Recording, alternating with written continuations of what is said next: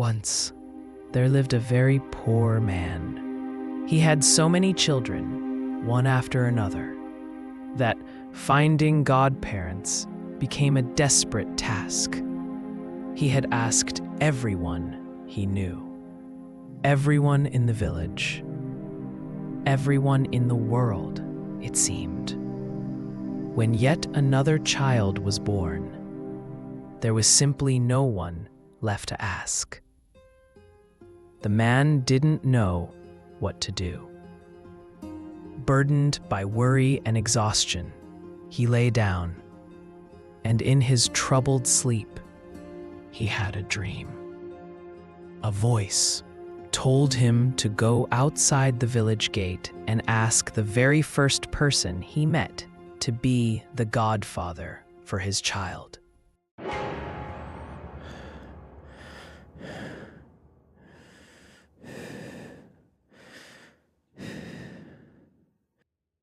The first person I meet, I must obey the dream.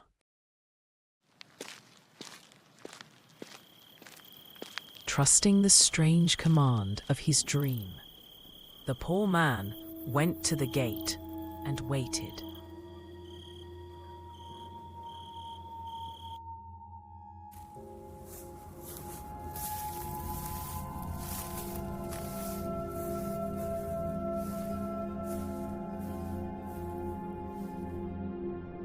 Excuse me, stranger. I have a newborn child and no godfather. Would you do us the honor? Yes, I will be godfather to your child, and I shall give you a gift.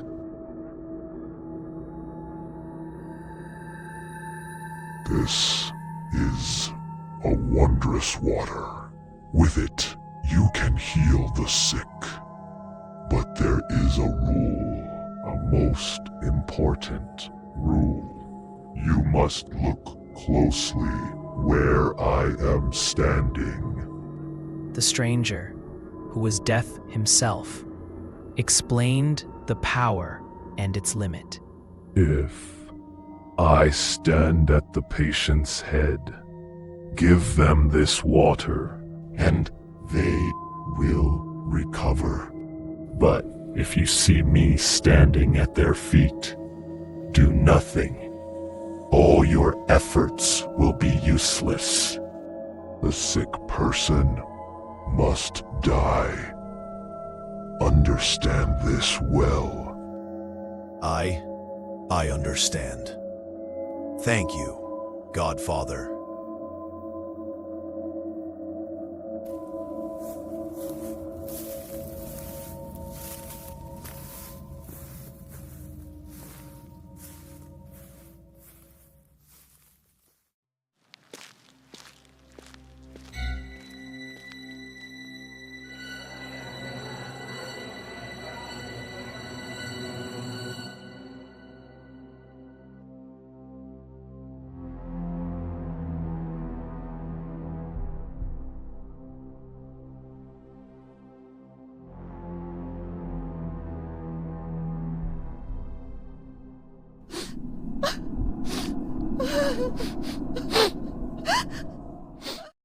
From that day on, the man's fortunes changed. He could tell instantly if a patient could be saved or not. His fame spread like wildfire, and people called him the Miracle Doctor. He earned a great deal of money, and his family no longer knew hunger.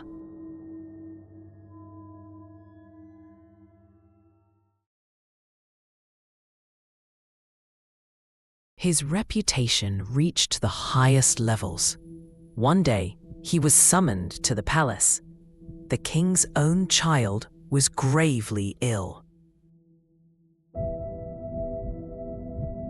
Seeing death at the head, the man knew what to do.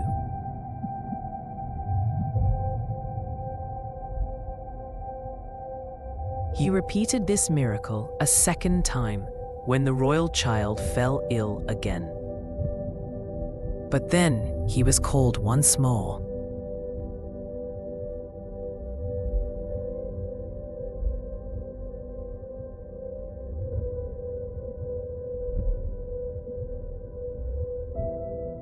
The third time, Death stood at the child's feet. A man knew with certainty that the child was destined to die, and so the child passed away.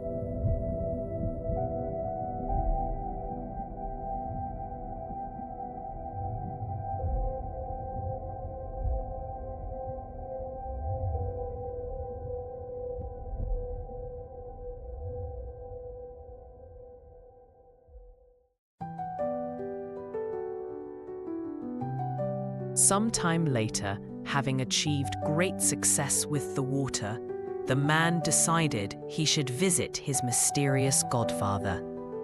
Perhaps to thank him, perhaps simply out of curiosity about the one who had given him such power.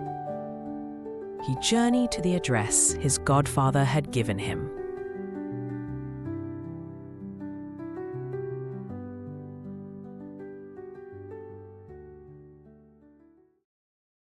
But when he entered the house, he found the strangest household imaginable.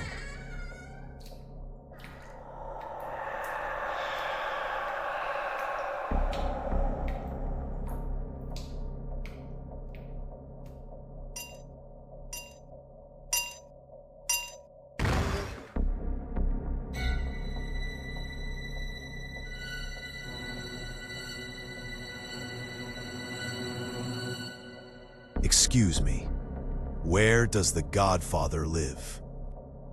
One flight higher. Now get out of the way.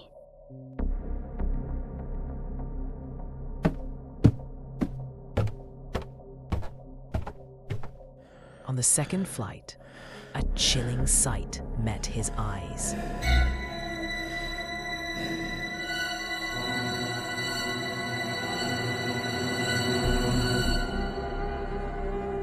Hello, where does the Godfather live?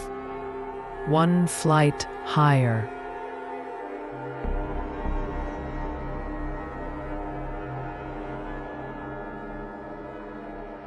The third flight held a sight even more gruesome. On the third flight lay a heap of dead heads.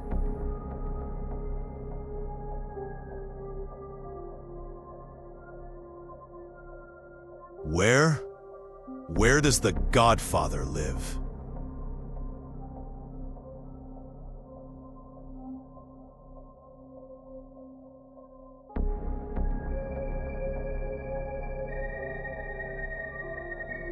On the fourth flight, he saw fishes on the fire, which frizzled in the pans and baked themselves.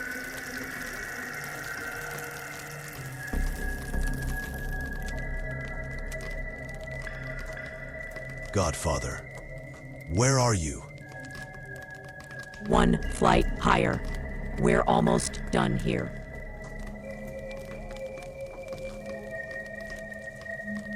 And when he had ascended the fifth, he came to the door of a room.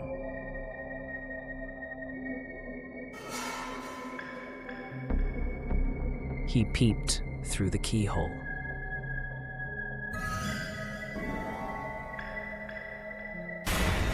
And there he saw the Godfather, who had a pair of long horns.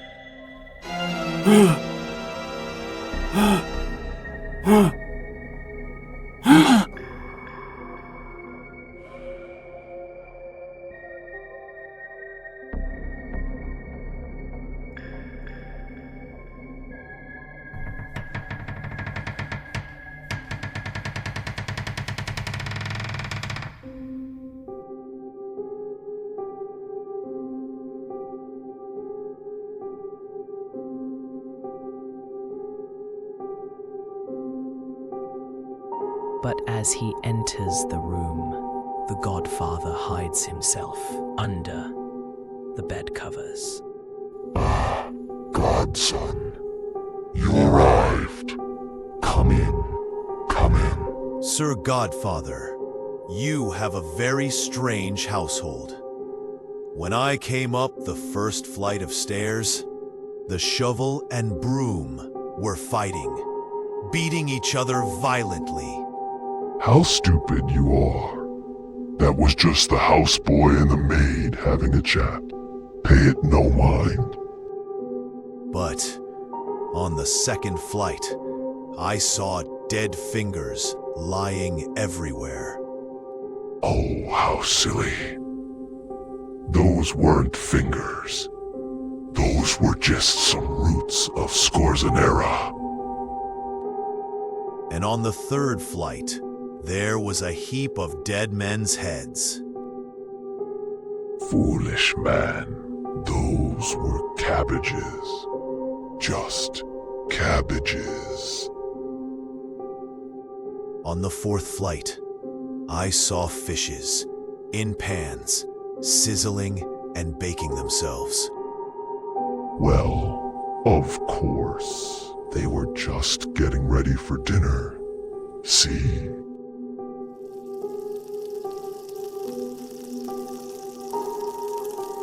And when I got to this floor, I peeped through the keyhole of the door.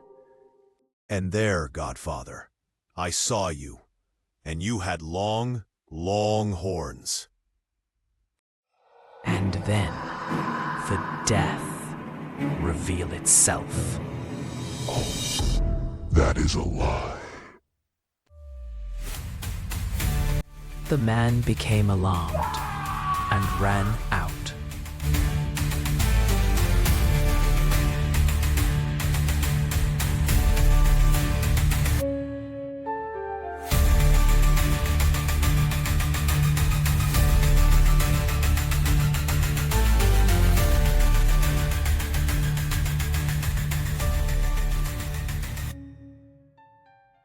He had escaped the house, but not the knowledge of what lay within it.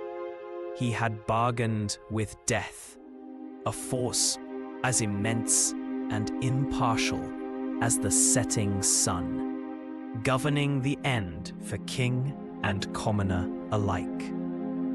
The gift had brought him riches, lifted him from poverty, but it came bound by an unbreakable rule, a boundary set by death itself. A boundary he respected in practice, but his curiosity sought to cross in spirit. To peek through the keyhole was to challenge the mystery, to demand answers mortal minds are not meant to hold.